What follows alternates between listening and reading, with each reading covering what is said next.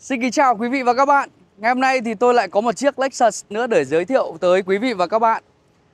Lexus GX đã ra đời cách đây khoảng 22 năm tại Bắc Mỹ với cái tên đầu tiên là GX 470, sau đó là 460. Và ngày hôm nay chúng ta có một chiếc xe rất mới, GX 550. Một chiếc xe với cá nhân tôi đánh giá là chiếc xe dành cho chủ nhân là người thích ôm vô lăng thay vì việc ngồi ở phía sau như là đàn anh GX 600. Và ngày hôm nay chúng ta sẽ cùng trải nghiệm nhanh về bên ngoại thất, nội thất và các tính năng cũng như trang bị cho một chiếc xe địa hình khung gầm rời hạng sang như Lexus GX 550.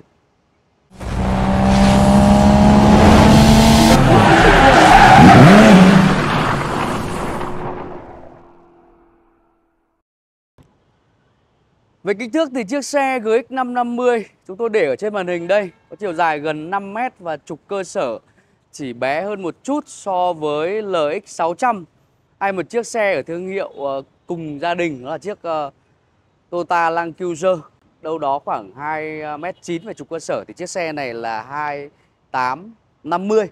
Khoảng sáng gầm xe là 220mm, tức là chúng ta thể hình dung một chiếc xe SUV, một chiếc xe địa hình hạng sang có khoảng sáng rất lớn. Đây, chúng ta thấy là cái la răng 22 inch. Nếu như trước đây các bạn đã xem chúng tôi chia sẻ về chiếc xe đàn anh, chiếc xe flagship của thương hiệu Lexus là chiếc LX 600 thì thông số lốp của chiếc xe này nó cũng tương tự như LX 600. Cụ thể là lắp lốp Dunlop Grand Track 22 inch trước và sau phanh đĩa. Còn nếu một chiếc xe Toyota ngày xưa tôi rất hâm mộ, đó là chiếc xe Toyota FZ Cruiser. Cái hình ảnh về gương chiếu hậu nó được hiển thị ở đây. Gương chiếu hậu rất bề thế, rất to. Hoặc là chúng ta có thể liên tưởng tới đối thủ, một chiếc xe đối thủ đến từ Anh khác là chiếc Defender thì cũng được thiết kế cái gương rất là địa hình như thế này. Rồi bây giờ chúng ta sẽ quay trở lại về phần đầu, đi từ đầu đến cuối chiếc xe GX 550. Vẫn là triết lý thiết kế con suốt như thế này, tuy nhiên đã được cách điệu hơn một chút.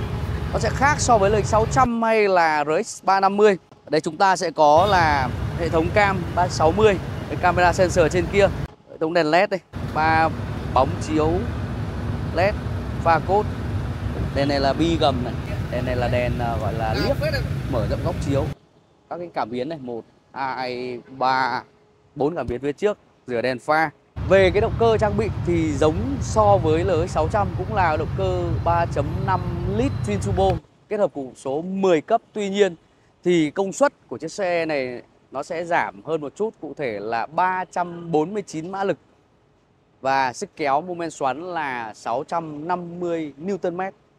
Có thể mọi người sẽ thấy cái chất địa hình nó thể hiện ở cái nắp capo này, hai phần này nó gờ lên. Một chiếc xe nó rất là vuông vức, rất là khỏe khoắn. Rồi chúng ta sẽ đi theo phần cua lốp đây, nó sẽ cùng thực sơn cùng màu. Nếu như ở các chiếc xe khác nó là màu đen thì này cùng màu cái màu xám mà hãng người ta gọi là xám thủy ngân đấy. Đây một chiếc xe địa hình nhưng mà trang bị rất là tiện nghi. Cụ thể là bậc điện đây. Mà khi mà chúng ta mở cửa ra thì bậc điện sẽ thò thụt. Bậc điện này nếu như trước đây chúng ta tìm hiểu về những chiếc xe cỡ lớn dành cho Bắc Mỹ, có thể như là chiếc Cadillac Escalade hay là Lincoln Navigator, một cái gì đấy rất là cao bồi, rất là miền Viễn Tây, thì trên chiếc Lexus GX 550 này được trang bị.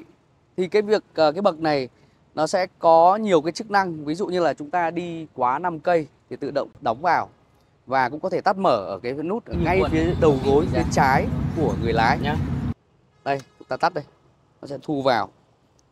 Còn auto nó sẽ mở ra, tức là thò thụt. Bạn bước lên, bạn đóng cửa, xe di chuyển để đóng lại.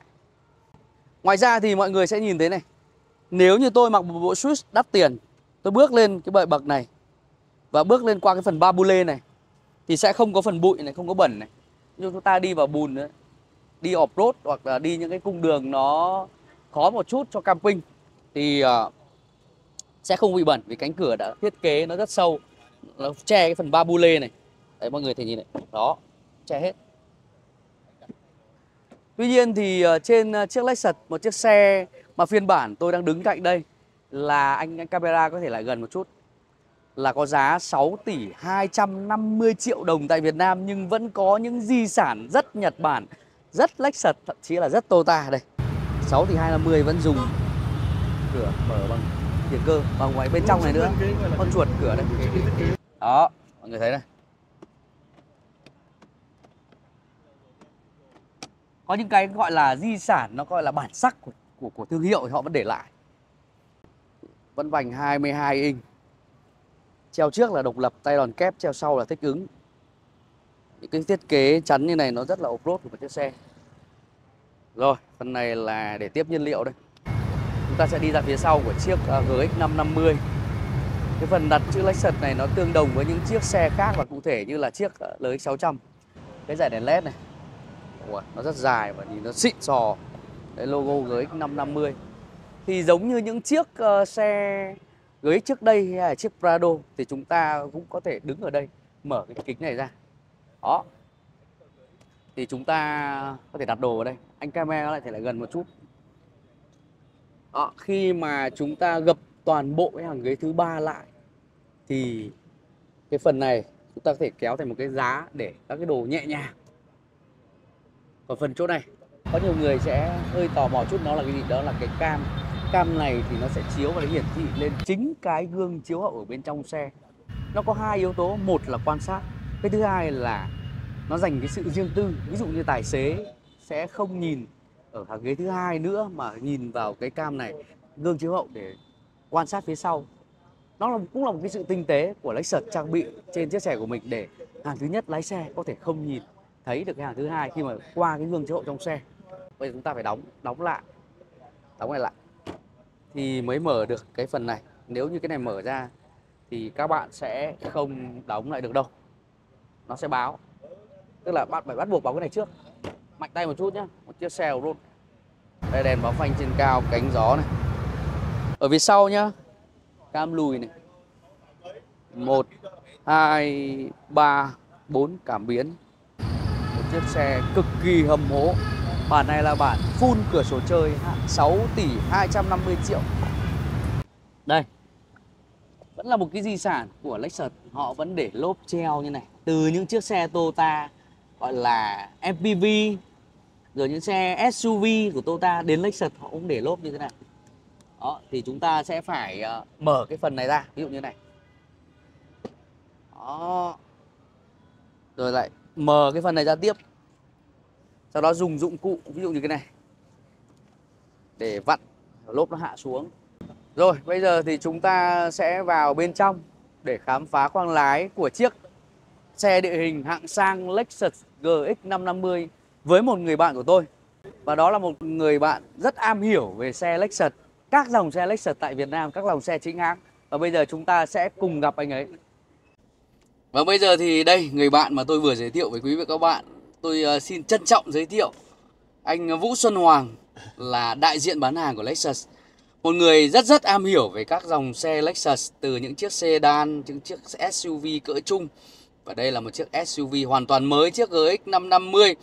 Vì với cái khả năng và cái kiến thức của tôi về những chiếc xe Lexus nó không có quá nhiều.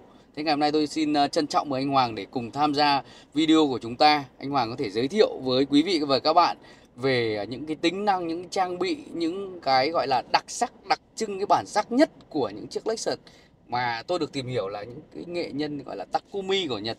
Họ gọi là thiết kế, họ lắp đặt, họ dát lên những chiếc xe của mình. Thì anh Hoàng có thể, đầu tiên là xin phép anh Hoàng có thể giới thiệu về những cái gọi là những cái vật liệu trước đi. Xin chào anh Hoàng Sơn cũng như là các quý khán giả xem kênh của anh.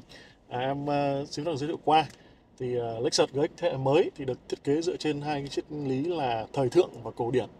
Thời thượng tới từ những cái thiết kế tân thời, còn cổ điển tới từ thiết kế vuông vắn mang tính của một chiếc SUV gọi là Việt dã. Thì anh vừa nói là những cái thông tin mà những chi tiết mà nghệ nhân ốp lên. Ví dụ như ở đây thì sẽ có là phần chi tiết ốp phim thủ công này. Đây gọi là ốp phim Suyasumi. Ốp phim này được dựa trên công nghệ là màng chồng nhiều lớp. Nó làm nổi bật lên cái phần màu đen sáng bóng mà nó gợi nhớ cái phần than tự nhiên đấy, nó mang tới cái cảm giác rất là sang trọng và nó tinh tế. Thứ hai là trên các phần ghế của xe thì các ghế của xe Lexus thì luôn luôn là cái thiết kế theo triết lý là công thái học, giúp cho anh ngồi cái tư thế là thoải mái, êm ái. Và phần da, họa tiết da ở trên ghế được trang bị ở đây là da semi aniline, là da thuộc. nó được thuộc da, nó rất là bền và mềm mại khi anh cầm nắm lên. Và anh để ý là khi mà anh ngồi ấy, thì là cái tư thế tay của anh bao giờ vai này nó sẽ không bị vướng, Bị rất kích, thoải bị mái. kích đúng không? Và ở trên lưng ghế thì phần họa tiết được thiết kế theo cái phần ốp cản trước. Đây là phần họa tiết trên lưng ghế đây. Đấy. Hay là phần trên cánh cửa xe thì sẽ được trang trí ở đây là những cái chi tiết hình lục giác. Anh nhìn hình lục giác ẩn sau cái lớp vải này. Đấy, nó rất là nhìn nó ẩn ẩn đấy, và nó sẽ thay đổi cái ánh sáng theo từng góc độ anh nhìn khác nhau.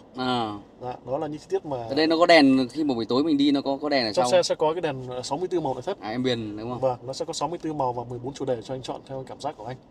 Đó là những chi tiết thủ công ở trên xe. Ghế đục lỗ thì ghế này có cả trên thiết kế ghế sẽ có massage anh ạ. Massage và sẽ có 5 bài, 5 mức độ áp lực. Mức độ áp lực đấy. Và cái ghế thiết kế massage này theo triết lý của ghế massage shiatsu là cái công thức massage truyền thống của người Nhật. Thử luôn này nhỉ. Vâng, đúng là thử luôn ạ. Anh bấm vào phần auto này, phần chỉnh ghế này, massage này, ghế lái cái phụ, ví dụ anh bên ghế lái, anh sẽ có 5 cái bài hướng tâm, ly tâm, thân trên, thân dưới, ngang lưng. Anh bấm tích này nó sẽ tự động nó đánh cho anh. Và tất nhiên là trên ô tô thì massage nó sẽ rất là nhẹ nhàng, từ từ, chứ không phải đánh mạnh. Giống như cái ghế đúng không? Vâng, anh còn di chuyển, anh còn hoạt động. Đây là cường độ, tức là độ mạnh nhẹ đúng không? Dạ, đây là 5 mức độ áp lực của anh. Ok. Còn đây là những cái bài khác nhau. Ra là tôi chưa đi được chưa sở hữu một cái xe nào mà vừa lái xe vừa massage cho người lái. Thì nếu như những chiếc xe Lexus mà tôi có cơ hội trải nghiệm thì nó sẽ dành ở phía sau, viện cho người trả tiền cho ông chủ. Ở đấy duỗi chân để ghế lái massage, nhưng ở đây là một chiếc xe địa hình thì có lẽ là như tôi phỏng đoán ban đầu thì chiếc xe này sẽ dành cho những người yêu thích lái, bỏ tiền ra mua một chiếc xe địa hình hạng sang như Lexus GX 550 đúng không anh? Định hình chiếc xe là dành cho ông chủ một phía trước để chinh phục các cung đường. Này là đúng là chất off-road. Anh có thấy là cái tầm quan sát của xe rất là rộng. Phần mui xe được thiết kế là hõm xuống ở giữa và quan sát tốt hơn trong xe. Thực tế thì nếu anh không nhìn thấy thì anh có thể dùng cái camera 60 nhìn xuyên gầm. Đây, mời mọi người xem luôn. Anh bấm nút này nó là dùng mắt thần, nó sẽ nhìn xung quanh xe. Còn khi mà anh chuyển động, ví dụ anh bấm số D giúp em. Số D rồi. Đấy, thì lúc này là chúng ta sẽ có camera nhìn xuyên gầm. Xuyên gầm đây là khi anh đi hết cái chiều dài của xe thì nó sẽ biến mất cái hình ô tô này. Anh có thể nhảy ra một chút, anh tiến lên nhé. Đấy. Lúc này khi anh đánh lái nó sẽ có hiển thị rõ cái phần đầu xe, anh đánh từ lái này. Anh tiến lên một chút, anh đây đánh lái này. Đấy. Rồi tôi có nhìn thấy rồi. Anh là nhìn rõ được cái việc là chúng ta đang lăn trên bánh xe luôn, vệt bánh xe lên góc đặt bánh xe ở chỗ nào luôn. Rồi. Rất là tốt cho khi anh đi đường địa hình hay là những cái đường góc cua hẹp. Quá nhiều chức năng. Đây là có cái Select Mode. Dạ vâng, đây là chế độ lái của xe thì chúng ta sẽ có 6 chế độ lái tùy theo từng điều kiện địa hình của anh. Và anh có thể xoay thử ạ. Khi mà anh xoay chúng ta sẽ có hiệu ứng rất là chuyển động rất là đẹp ở trên màn hình sau vô lăng này. Nó sẽ theo cái màu giao diện, nó sẽ theo cái chế độ lái. Ở đây là tôi để Sport này. Sport Plus này. Custom là theo gọi là mỗi một chủ xe, mỗi một người lái thì có phong cách lái xe khác nhau. Em sẽ chia sẻ một chút về cái chế độ lái. Ví dụ như là anh đang đi chế độ lái bình thường là Comfort, Normal hay là Eco thì hệ thống treo của xe sẽ lúc này hoạt động rất là êm ái. Nó sẽ phát theo từng cái điều kiện cung đường anh đi qua và nó sẽ nhấp nhả. Thì trong hệ thống treo của xe sẽ có 650 cấp độ được điều khiển điện tử.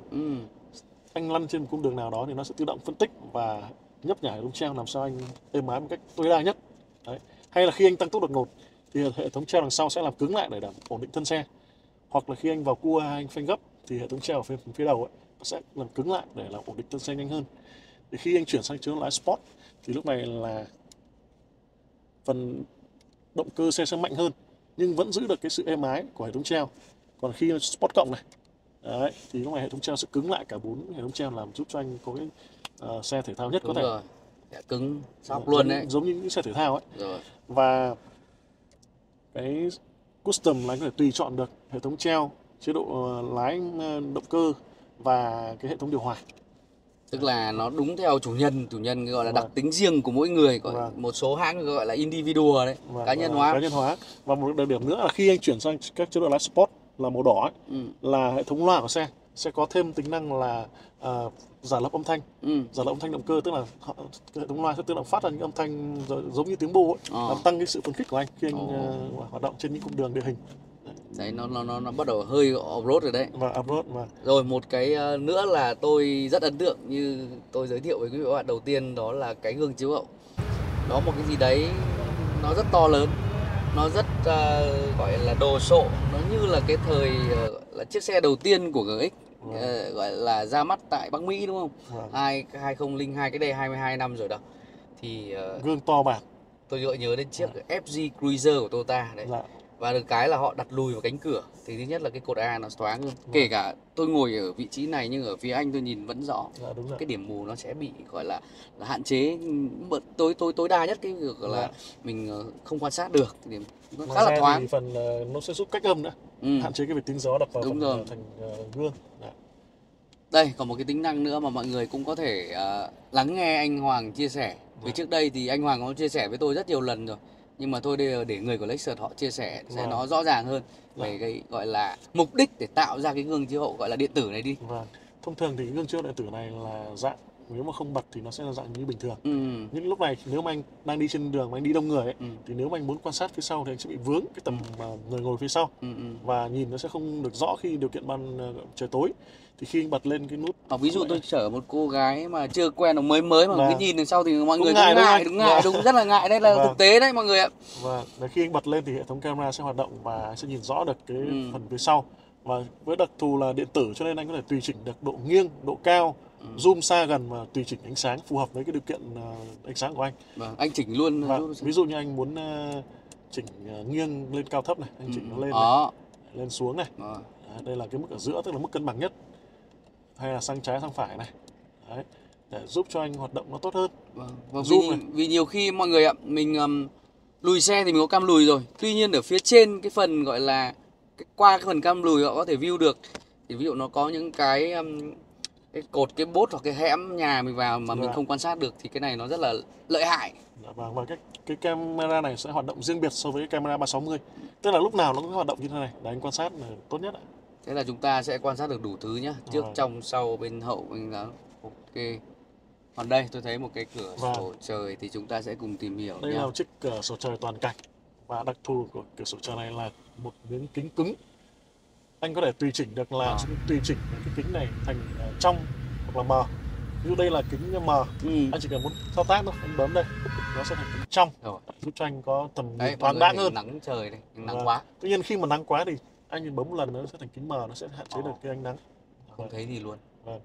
Tức là ở trên cao là không nhìn thấy mình gì luôn. Không nhìn thấy gì đâu, mình cũng không nhìn ở ngoài. Ví dụ nhá, tôi đang đỗ ở dưới sảnh chung cư chẳng hạn. Mà anh ở trên quan sát mà tôi đi bạn gái chẳng hạn như thế. Thì nếu mà bật cái chế độ này là sẽ thấy được đúng không? Thấy được. Bật này thì thôi bye bye nhá. Ok. Rồi bây giờ chúng tôi sẽ tìm hiểu tiếp. Đây là HUD đúng không anh Hoàng? Vâng, ở đây sẽ có một màn HUD ạ. HUD thì nó cũng hiển thị nó tương tự những cái HUD tiêu chuẩn đúng không? Vâng, nó hiển thị về tốc độ, về bản đồ, về chế độ lái. Và màn hình HUD hay là màn hình lái nó sẽ thẳng mắt của anh. Bố trí theo hướng thẳng. Còn phương ngang là dùng liên quan đến giải trí. Còn phương dọc theo chéo chéo một chút từ nút bấm này, nó chiếu xuống phần cần số sẽ là về liên quan đến vận hành, ví dụ là chế độ lái, khởi động. Đấy nó triết lý nó theo gọi là quy chuẩn rồi đấy. Vâng, thì đây gọi là triết lý. Phương dọc là dành cho lái xe này mọi người nhá. Phương ngang là dành cho giải trí. Còn cái phương gọi là phương thẳng, từ nút bấm khởi động xe xuống đây, phía vật lý luôn, xuống là liên quan đến phần vận hành. Thì ở đây nó gọi là triết lý thiết kế Tajuna. Tajuna trong tiếng Nhật có nghĩa là dây cương kỵ sĩ. Anh có thể làm chủ được chiếc xe, chỉ cần cầm vô lăng, mắt nhìn đường và điều khiển rất trực quan. Ví dụ như đây là một gọi là theo triết lý Tajuna này. Ví dụ tôi lái xe, tôi rất thích có những cái phím cơ bản là vật lý. Ví dụ như tay anh, có những người bị tay ra mồ hôi. Có những người là mới lái chưa kịp làm quen một cái màn hình giải trí trung tâm tới 12,3 inch hay thậm chí ở đây là 14 inch đúng không? Thì lại phải trong này. Nhưng không, có phím lý này, nhiệt độ này, tăng giảm này, rất là tiện. Và mỗi một lẫy này nó sẽ là 0,5 độ cho anh dễ hình dung. Đấy, rất là dễ dùng. Cái này là 2 vùng hay 3 vùng độc lập? Dạ, điều hòa của xe là 3 vùng độc lập. 3 vùng cơ? Vâng, phía anh, phía người lái này, phía hành khách này và hàng ghế phía sau. Và ở phía trước chúng ta sẽ có là làm mát và sưởi ghế. Ở phía sau sẽ có là sưởi ghế. Đấy. Và hệ thống điều hòa của xe nó sẽ có lọc bụi phấn hoa này, có công nghệ Nano X của Nano X. Panasonic Đây rồi. giúp cho gọi là bùa không khí cũng như là không bị khô da. Yeah. Thế thì cái phần này có một cái nút này là view. Cam 360 đấy. Cái này thì 30 cây là nó sẽ tắt đúng không anh? Dạ không, mà cái này là thực ra là anh dùng khi mà anh đỗ một chỗ anh kiểm tra xung quanh thôi. Chứ còn khi mà anh khởi động xe tiến hay lùi nó cũng mặc định lên cái cam 360 cho anh rồi, ở tốc độ thấp là tầm dưới 12 cây. Vì tôi thấy là một số xe maximum tôi có cái dịp trải nghiệm ấy thì là khoảng 30 cây là trên giờ là sẽ tắt. Đây, cái phần màn hình giải trí trung tâm anh có cái gì để khoe với khán giả không? Dạ, màn hình giải trí thì chúng ta sẽ có là về phần bản đồ này. Bản đồ này là bản đồ của Lexus, hoạt động rất là tốt trong những điều kiện Tiếng Việt hết này. Vâng, tiếng Việt, bản đồ tiếng Việt và giao diện tiếng Việt. Ví dụ như anh đi vào những cái cung đường mà nó sóng nó kém ấy, ví dụ lên núi hay ra biển ấy, thì lúc này cái bản đồ trên điện thoại chúng ta nó không được dùng chính xác ấy, thì bản đồ xe lại dùng chính xác hơn rất là nhiều. Cái này em đã trải nghiệm rồi. Đấy. Ở đây sẽ có cảnh báo về tốc độ. Ở một số cái đường anh đi quá tốc độ thì ô tô sẽ tự cảnh báo cho anh đi quá tốc độ. Chúng ta sẽ có giải trí. Thì hệ thống giải trí của xe ở đây là hệ thống giải trí là 21 loa Maximation với công suất là 1.800W. Thế thì nó cũng tương đương như cái bản gì trên LX600 nhỉ? Dạ, LX600 thì công suất là 25 loa và 2.400W. Có bản gì 23 loa đúng không? 23 loa là dòng LS 500 ạ. Tôi cũng nhớ một số. Tuy nhiên là với chiếc xe như thế này và với số lượng loa như thế này, với công nghệ này thì thực sự là làm âm thanh rất là tốt ạ. Bởi vì cái xe này Lexus nổi tiếng ấy, là cách âm tới từ hệ không gầm, cách âm tới từ, ví dụ xe này là hệ thống loa cũng có cách âm anh nhé. Hệ thống loa sẽ có các micro để phát hiện cái tiếng ồn bên ngoài của động cơ để triệt tiêu âm thanh. Đó, cách âm tốt rồi. Hệ thống loa của xe là Maximation thì rất nổi tiếng, là hệ thống gần như là cao cấp nhất trên thế giới bây giờ về ô tô rồi. Cái loa ấy thì đương nhiên là sẽ cho anh những trải nghiệm âm thanh tốt nhất. Dimension này gắn liền với Lexus rồi. Vâng.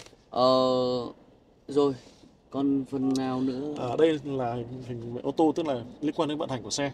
Nó sẽ có tính năng như là về tính năng an toàn, hỗ trợ lái. Ví dụ như là hệ thống cảnh báo tiền va chạm này. ADAS đúng không? Vâng. Gọi là ADAS full rồi. Bên Lexus là Lexus Safety System. Toyota gọi là Toyota Safety Sen. Vâng. Thì bây giờ Lexus Safety System, LRS. Rồi. Okay. Có nhiều nha mọi người nhé. Ví dụ như là hỗ trợ tiền va chạm này, cảnh báo điểm mù này, hỗ trợ ra khỏi xe. Ra khỏi xe lúc nãy anh cho chia sẻ là cái việc là bậc bệ nha anh nhỉ? Vâng, tức là khi anh chuẩn bị ra khỏi xe mà có xe phía sau lao tới thì hệ thống cảnh báo điểm mù sẽ mặc định là cảnh báo bằng âm thanh, bằng tiếng kêu, để tránh cái việc là chúng ta mở cửa ra mà va người ta đâm vào cái xe của chúng ta, nó an toàn hơn. Đây, chệch làn thì đi cao tốc này, cắt ngang với sau khi lùi này, hỗ trợ đỗ xe. Ngoài ra thì sẽ có thêm một cái tính năng dành cho xe địa hình đây ạ. Đấy. Đây là phần xe địa hình có độ nghiêng. Cái màn hình này là cái màn hình off-road dành cho những ai hay chạy off-road. Ví dụ những cái xe basic, xe phổ thông ấy, mọi người sẽ phải mua thêm một cái màn hình này, gọi là độ nghiêng này, độ nghiêng thân xe, rồi độ nghiêng dốc trước sau đây. Ở đây là có điều chỉnh được cái phần này không anh? Cái này là nó cho chúng ta biết là xe chúng ta đang trong cái góc độ như thế này. Mình di chuyển nó sẽ thay đổi. Tức là ở đây nhà sản xuất mặc định là 30 độ, tức là trên dưới 30 độ trong cái tới hạn. Thì mình có điều chỉnh, như một số cái mẫu xe mà đội hình tôi đã chạy ấy, thì mình có thể reset, mình cài đặt được. Ví dụ có thể lên 31, 32 độ để cho những gọi là thử thách hơn một chút đấy. Còn gì nữa? Anh có nói về cái chiếc xe này là một chiếc xe địa hình, gọi là body on frame. Thì với một chiếc xe cao cấp này tôi đoán bởi vì là tôi chưa có cơ hội chạy ra ngoài đường, chưa được chạy, thì chắc là đều là treo độc lập hết nhỉ?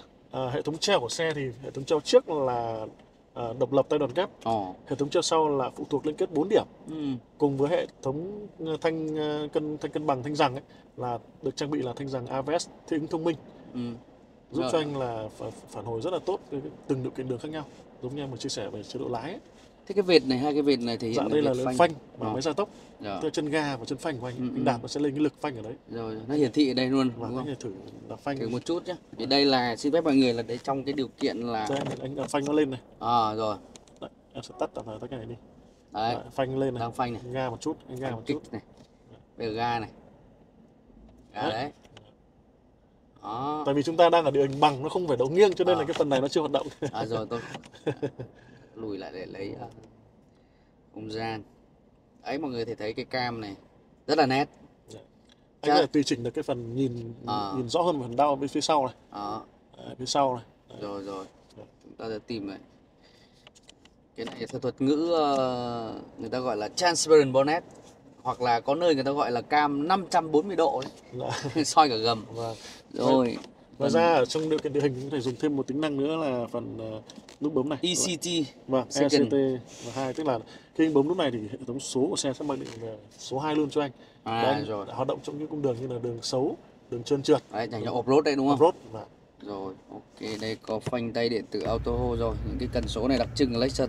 Ở đây có gọi là gài cầu anh. dạ vâng, đây là chức năng gài cầu của xe. Rồi ạ. Thì đối với xe Toyota hay Lexus nói chung thì anh muốn gài cầu anh phải về số mo anh mới chỉnh được cầu. VN thì Vâng. mọi người có thể về 2 cầu nhanh, 2 cầu chậm, Vâng. khóa vi sai trung tâm đây. Dạ vâng. Đây là một cái tính năng rất là an toàn cho chiếc xe. Nếu như mà không có này mà mọi người cứ hồn nhiên gài cầu là đi khoảng vài trăm cây là cái hộp số của bạn sẽ phải vào bảo dưỡng ngay đấy. Vì đây là xe sang nên là họ sẽ trang bị nhiều thứ. Đây là cái phần mà tính thêm tiền đấy. Vâng. Tính thêm tiền cho Lexus đây. Ngoài ra thì một chiếc xe off-road sẽ không thể thiếu là chính là phần hộp lạnh. Giúp cho anh Cool những box. cái chai nước làm mát này. Chúng ta khi mà hoạt động. Cái này luôn là mặc định là lạnh nhỉ anh? Dạ vâng, anh phải bấm đây này. Bấm rồi. đây. Nó sẽ có hai chức năng. Anh kích hoạt thì nó mới Để đồ và làm lạnh, giống như những chiếc xe gọi là tầm giá khoảng dưới 1 tỷ một chút, họ bắt đầu cũng đã đưa những cái option này vào rồi. Tức là bạn có thể có hai chức năng, một là để đồ khô, hoặc là khi bạn mở cửa gió ra thì ở Lexus GX 550 này họ trang bị một cái nút ấn đây, vật lý. nó giống như một cái thiết kế truyền thống. Đây này, lái xe cũng có sạc không dây Sạc luôn. không dây ạ. Cái phần dưới mà cái mic micro chúng tôi đang để đây là sạc không dây. Nói về sạc thì anh sẽ có 5 cổng sạc Type-C ở trên xe. Một, Phía hai. trước này. Cái này nó là cổng sạc kết nối dữ liệu thôi, chứ không phải cổng sạc nhanh nữa. Nhưng có sạc được không? Nó vẫn sạc được, nó sẽ không nhanh bằng cái này. Ở đây là sạc nhanh. Phía trước hàng ghế thứ nhất sẽ có một sạc nhanh này, hàng ghế thứ hai là có 2 cổng Type-C, hàng ghế thứ ba cũng có 2 cổng Type-C. Đây là tẩu này. Vâng. Thế cái này là Đây thiết kế không nữa. ok. Cái phần này thì đây. Rồi. Nút start stop engine đặt rất là cao này. Phần này là để cũng được này, bạn để điện thoại đi lắc bước và đi vào những cái cung đường off-road là cũng không rơi đồ đâu. Vâng. Phần này là phải dùng. Trong đây là hốc để đồ ạ. Cái này thì các anh có thể để em quy đen. Cái này em đã khóa lại. Để tài liệu này, để bằng lái này, bằng chúng ta sẽ mở bằng cái chìa cơ. Đấy, chiếc xe 6 tỷ vẫn có một cái khóa có nhiều tính năng nhá, để quỹ đen được, thậm chí các chị không biết đâu. Vì các chị lên xe chỉ ngồi không để ý đâu. Mà báo mất chìa là lúc khác mở là không sao. Về túi khí thế nào anh nhỉ? An toàn mà. Sẽ được trang bị là 8 túi khí. 8 túi khí thì đây tôi có thể một này. Bên phía tôi là Em phía anh này, đầu gối này. Vâng. Là 4 cái rồi. Túi khí hông hai bên. Gọi là không là rèm. Bên hông và bên rèm là 6 rồi. Rèm là 8 ạ. Ok. Rồi cái ghế mà tôi đang ngồi đây thì anh Hoàng đã chia sẻ rồi. Có hai cái tính năng nổi bật nhất, đó là massage và sưởi rồi là sấy mùa đông. Vô lăng thế nào anh? Vô lăng thì có được trang bị cái gì không? Vô lăng thì anh được trang bị chỉnh điện. Đây là chỉnh điện này. Một hướng này, hai hướng này. Lên xuống. Đó, lên xuống thì theo cái từng chủ nhân, từng kích thước cơ thể của mỗi người, thói quen sử dụng xe. Đấy, chúng ta đã 4 hướng. Và anh sẽ có nhớ vị trí liên kết với cả vô lăng, liên kết với gương và liên kết với phần màn hình HUD. Anh sẽ có 3 vị trí nhớ và nó nhớ tất cả các vị trí anh vừa chỉnh. Tức là tôi sẽ ấn cái 1, 2, 3 đấy đúng không? Dạ Cái set này thì nó sẽ tích hợp combo các cái vị trí đấy luôn. Theo ghế này, theo vô lăng này, theo vị trí gương này, theo vị trí màn hình HUD này. Cái mặt HUD này anh có thể chỉnh được cao, thấp, độ sáng, độ nghiêng. Đúng rồi. Đấy, nó sẽ đồng bộ theo vị trí nhiều ghế. Vì tôi chưa được 1m7 thì tôi sẽ nhìn được cái vị trí nó thấp hơn anh 1m9 mấy. Thì nó sẽ khác đúng không? Ở phía đầu gối bên trái của người lái thì ngoài cái vị trí nhớ ghế 3 vị trí anh Hoàng vừa chia sẻ thì chúng ta còn có những cái tính phím như là bật tắt cái bậc bệ điện này. Cần gạt mở nạp nhiên liệu này, mở nắp capo này. Rồi, bây giờ thì chúng ta sẽ ra phía sau một chút anh Hoàng nhỉ? Dạ vâng ạ. Rồi bây giờ thì tôi, một người cao gần 1m7 và anh Vũ Xuân Hoàng cao 1m92 nhỉ? Đấy, và hai vị trí ghế của người lái và hành khách phía trước chúng tôi vẫn đang để theo cái vị trí kích thước của tôi và anh Hoàng đang ngồi trước khi mà chúng tôi trước hàng thứ hai. Và đây cái giá của 6 tỷ cũng một cái tính năng mà tôi rất thích này mọi người này. Mặc dù là chỉnh cơ thôi. Đó. Nếu như một chiếc xe dưới 1 tỷ chúng ta sẽ gần như là cố định cái ghế hàng thứ hai. Nhất là ai đi bán tải thì biết cái sự gọi là Không chỉnh được. cực kỳ khó chịu khi mà ngồi ở ghế thứ hai của những xe bán tải đây. Đó, có thể ngả ra. Tất nhiên thì cái ghế này là dành cho vợ này, cho con này, cho bạn gái của ông chủ sẽ ngồi lái xe cơ, hoặc là bạn gái người thể bên cạnh. Còn đây là dành cho trẻ nhỏ chẳng hạn như thế. Thì bây giờ đây tôi đang ngồi ở đây và không biết anh Hoàng thế nào, nhưng mà tôi thích ngồi ở vị trí này khi mà mở cửa sổ trời hơn là cửa phía trước. Dạ đúng rồi, vì Nó dịu hơn, rộng hơn và nó rộng hơn, chứ còn ngồi ở phía trước mà chúng ta không bật cái gọi là trần tối ấy thì nó hơi bị sốc hoặc là bị nó có cái gì đấy nó hơi mất riêng tư, anh công nhận không? em sẽ bật thử nhá. Đó. Đấy. Nhìn thế này quan sát nó rộng hơn anh ạ. Đó, ngồi này thì mình cảm giác mình là ông chủ hơn đấy. Nhưng mà ngồi đây như kiểu ngồi ở trên những chiếc xe LX600 ấy, ngồi vị trí này nó hay. Tất nhiên ở phía sau thì nó sẽ có một số trang bị nó sẽ đơn sơ một chút so với hàng ghế phía trước. Thì lát nữa tôi sẽ hỏi anh Hoàng sau. Ở đây tôi sẽ tìm hiểu này. Ok. Cái rèm này, cái rèm là tính năng chiếc xe sang này. Thì ngày xưa từ hồi tôi bé bé đã nhìn thấy rồi. Một số xe xịn là có thể bằng điện nhỉ, đúng không? Bây giờ là làm cơ. Rồi ở đây thì những chiếc xe Nhật dù là phổ thông hay cao cấp thì họ vẫn thiết kế theo cái lối là rất là thực dụng, hay mà anh Hoàng lúc nãy nói một cái câu mà tôi rất thích, đó là công thái học ấy. Tức là nó phù hợp và nó đa dụng cũng như là tối ưu được cái công năng. Rồi họ để rất là nhiều đồ đấy. Cái phần vải này thì nó cũng thiết kế như ở ghế trước anh Hoàng nhỉ? Dạ vâng ạ, nó cũng được thiết kế các hình lục giác ở phía Đây, dưới. cái chỗ gọi là cái phần không gian này chỗ... Đây là ốp phim Suja Sumi đấy. Đấy, ở giống như cái yên ngựa phía trước đó. Cái này là giống như cái màu sơn than tự nhiên. Đấy, được thiết kế như cái yên ngựa trước mà các bạn có thể xem lại anh Hoàng vừa chia sẻ. Và đây là chiếc xe 1, 2, 3, 4, 5, 6, 7 chỗ ngồi anh nhỉ? Vâng. Ví dụ hàng thứ hai mà chúng ta chỉ ngồi hai người thì tôi Hoàng sẽ bật cái bệ tì tay đây. Đây nó chỉ có hai hộc này như thế này. Hàng ghế thứ hai sẽ có khoảng cách với hàng ghế bên trước là 95 phân, rất là rộng rãi. Như các bạn thấy thì phần chân của tôi rất là đây rộng. Anh camera có thể lại gần zoom vào cái chân của người như vận động viên thể thao 1m92 đây. Đấy, vẫn thường thừa khá là thoải mái. Còn đây tôi nhà thơ ấy, thì chỉ thế này thôi, rất cực kỳ thoải mái. Chúng ta sẽ được trang bị là một vùng điều hòa riêng và sẽ có phần sưởi ghế. Đấy. Thực tế thì cái chức năng làm mát của Lexus rất là nổi tiếng rồi. Anh em mình ngồi từ nãy đến giờ thì anh thấy là nhiệt độ mát rất là sâu đúng không anh? Thực ra là anh biết là cái điều hòa mà tôi biết là cái điều hòa mát nhất trên thế giới mà tôi đánh giá nó là điều hòa Toyota. Toyota cũng là nhà Lexus rồi. Họ làm rất là tốt về cái điều hòa. Thì những cái thời điểm mà 40 42 độ mà đi ngoài trời mà vào trong xe, chúng ta sẽ phân biệt được đâu là điều hòa của Hàn Quốc, đâu là điều hòa của Nhật Bản và đâu là điều hòa của Đức, phân biệt được hết. Chỉ cần không cần nhìn logo, thậm chí là bịt mắt vào tôi cũng biết. Điều hòa của những hãng xe Nhật họ làm rất sâu. Một công nghệ mà em rất là thích trong điều hòa là công nghệ NanoX. Nó giúp cho việc là ức chế cái việc phát triển của virus vi khuẩn và giúp cho anh một không khí sạch, khử mùi, khử khuẩn. Cái đấy cũng rất là quan trọng đấy với những mà dòng xe cao cấp mà sau những cái dịch bệnh ấy, thì các cái gọi là các cái chủ nhân của chiếc xe họ sẵn sàng bỏ tiền ra để họ mua những cái option như thế. Thậm chí là các hãng điều hòa họ cũng đưa công nghệ đấy vào cho gia đình mà. Ở đây là gọi là cái vùng thứ ba đúng không anh? Dạ, vùng thứ ba. Anh có thể chỉnh bằng cách là bấm nút xanh là giảm, bấm nút đỏ là tăng nhiệt độ. Rồi, cái này chỉ có chế độ sưởi ghế. Nhưng nếu có làm mát ghế mùa hè nữa thì perfect. Đây. Ở dưới đây là hai cổng sạc cổng Type-C. Sạc nhanh. Tất nhiên với cái phần này nó sẽ không được bằng phẳng như những chiếc xe dẫn động một cầu đâu mọi người ạ. Đây là cái phần để cho không gian đặt trục các đăng. Đó. Rồi, đấy, Lexus thì vẫn thế, vẫn thiết kế theo rất giống nhau cái phần lưng ghế đây. Đời tài liệu rất đơn giản. Anh có thể thấy là khi mà anh ngồi ở ghế thứ hai anh lại nhìn quan sát cái vị trí trong xe ngoài trời rất là thoải mái, chúng ta không bị ngăn chặn về tầm nhìn. Đúng rồi. Đấy thì tôi mới nói chia sẻ với anh từ đầu là ngồi ở đây tôi cảm giác nhìn cái cửa sổ trời mở ra nhìn nó sướng hơn. Nó không bị sộc như ngồi ở người trước. Nó gần như cả một cái không gian nó đổ vào đầu mình. Đây nó có cái phần chè đây. Là đấy, đèn đọc sách như trên máy bay này. Thậm chí còn đẹp hơn cái đèn thiết kế trên Boeing lần trước tôi có dịp là tôi trải nghiệm này, nó đẹp hơn đấy. Rồi. Còn phía sau là ghế thứ ba. Bây giờ chúng ta lại ra hàng ghế thứ ba để xem là một chiếc xe 7 chỗ trang bị như nào. Bởi tôi nhiều khi tôi chỉ đi 5 chỗ thôi. Để đồ như nào, có phải treo ghế hay là điện như nào. Bây giờ chúng ta sẽ cùng ra hàng thứ ba nhá.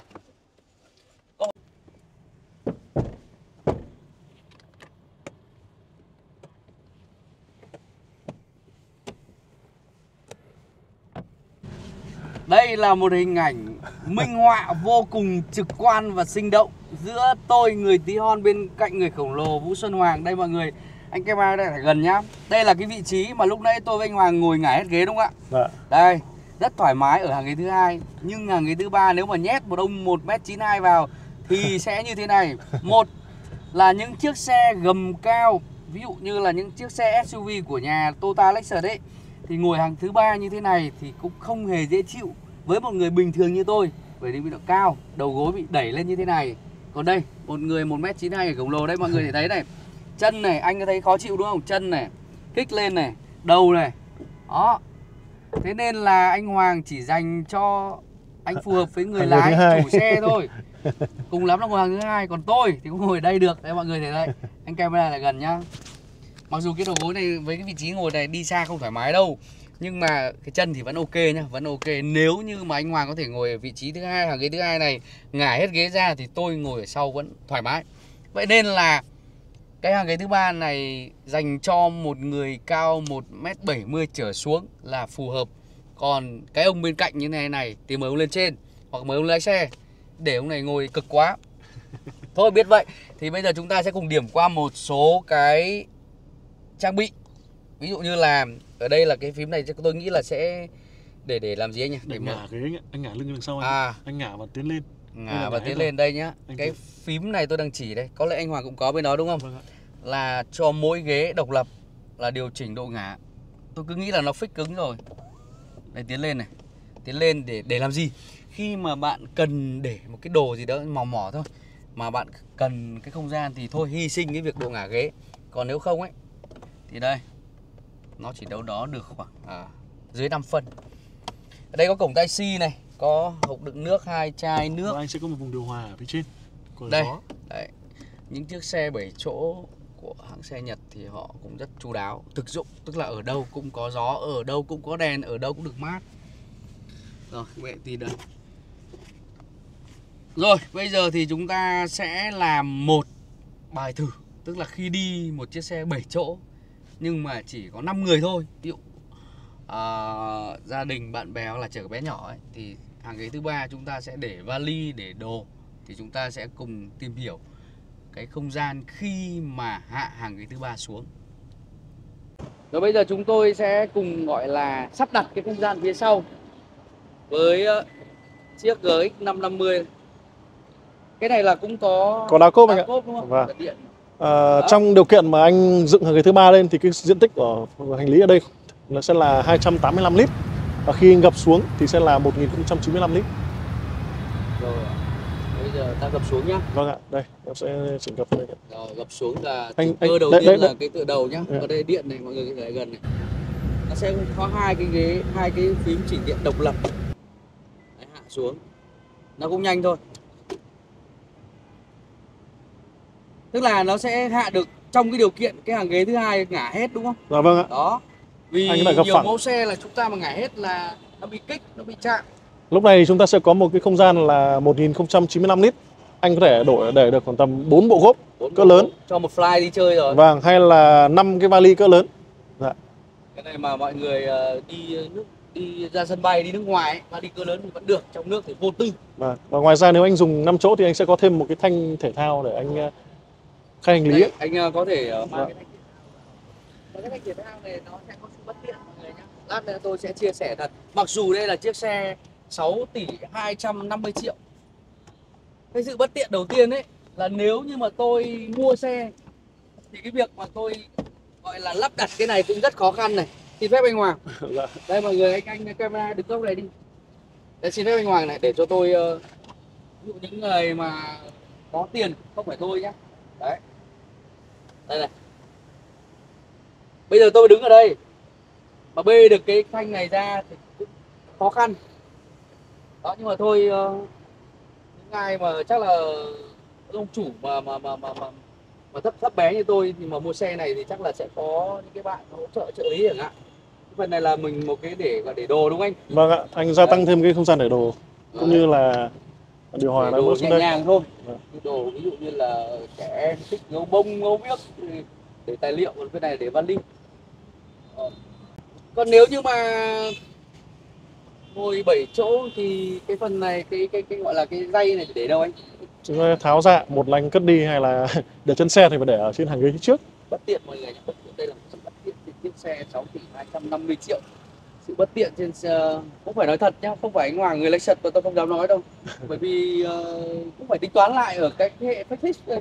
Chứ nếu mà bây giờ chúng ta đang đi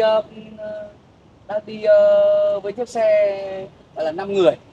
Bây giờ tự nhiên tôi có 2 ông bạn nữa đến mà đi trên cái hành trình không ở nhà. Thì cái việc này là không biết đặt ở đâu này, một cái điều mà chúng ta phải suy nghĩ. Rồi, còn gì nữa không anh Hoàng nhỉ?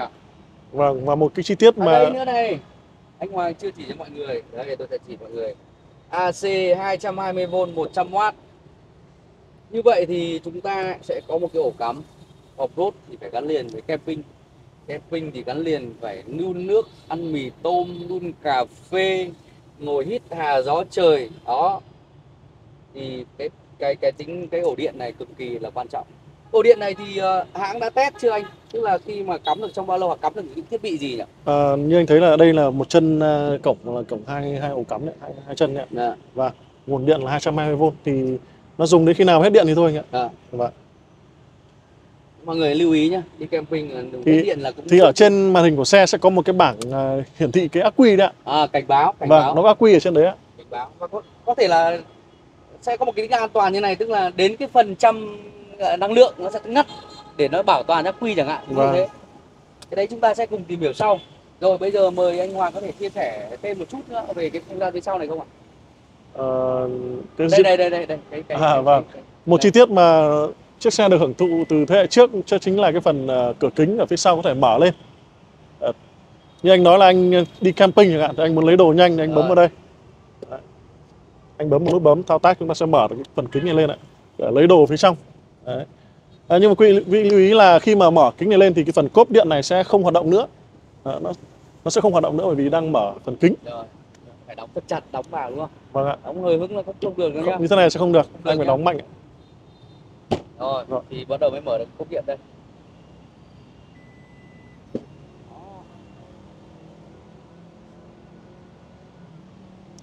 Và với bình xăng là 80 lít thì em nghĩ là mẫu xe sẽ có thể giúp anh chinh phục được mọi cung đường. Nói về xăng thì chúng ta có thể lại bên hông đây một cái tem mức tiêu thụ nhiên liệu đã được ghi ở đây. Đối với mẫu GX 550 đây, nhiên liệu dùng là xăng này, theo chu trình thử tiêu chuẩn Việt Nam đây của Bộ Giao thông Vận tải. Tại nếu mà kết hợp thì chúng ta sẽ đi khoảng 13 lít. Còn trong đô thị là 16 lít. Và ngoài đô thị đi cao tốc đó là hơn 11 lít. Như vậy thì chiếc xe này nếu chúng ta thường xuyên đi ở phố, đi làm trong khoảng 5 ngày trong tuần thì đâu đó các bạn cũng xác định phải 16, 17 lít. Vì đây là cái gọi là điều kiện lý tưởng đúng không anh Hoàng? Vâng ạ. Còn đang đi thì gặp một bác xe tạt ngang tạt ngửa là phanh rúi rụi nhiều thứ khác. Cơ bản vậy thôi. Ngày hôm nay rất tiếc là chúng tôi chưa có cơ hội để đưa chiếc xe này ra ngoài đường để test tới 6 chế độ lái anh Hoàng nhỉ? Dạ. Đó, 6 chế độ lái trên một chiếc xe địa hình dài gần 5 mét, có trục cơ sở là 2.850 m và quảng giá ngầm xe 220 mm. Một chiếc xe gọi là có kích thước off-road thực thụ. Và đây, cái vành lên tới 22 inch. Thì hy vọng là trong thời gian tới đây thì team chúng tôi cũng sẽ có cơ hội để đưa chiếc xe này đi tới một số địa hình khó. Tất nhiên thì chủ xe của chiếc xe này cũng không đến mức là quăng của chiếc xe này vào những cái vùng đất nó quá là băm chặt, off-road nặng chẳng hạn, nhẹ nhẹ một chút thôi, đi cảnh vẻ một chút nhưng mà cũng thử thách được với một chiếc xe 2 cầu. Đó, thì cảm ơn anh Vũ Xuân Hoàng đã đồng hành cùng chương trình của chúng tôi. Chúc anh có một ngày làm việc tốt lành và đưa đến khách hàng của mình những thông tin rất bổ ích về những chiếc xe Lexus, về văn hóa Lexus mà khi mà gặp anh ấy thì tôi mới có cơ hội tìm hiểu thêm được nhiều các thông tin, bởi vì nó rất là nhiều một cái thương hiệu mặc dù cũng sinh năm gọi là ra đời từ năm 1989 đúng không? Nhưng mà với bề dày của hãng mẹ là Toyota, họ đã đưa vào đấy những triết lý mà còn rất lâu nữa, rất lâu nữa những một số hãng xe khác mới làm được. Cảm ơn anh Vũ Xuân Hoàng, cảm ơn quý vị và các bạn đã theo dõi chương trình của chúng tôi. Xin chào và hẹn gặp lại.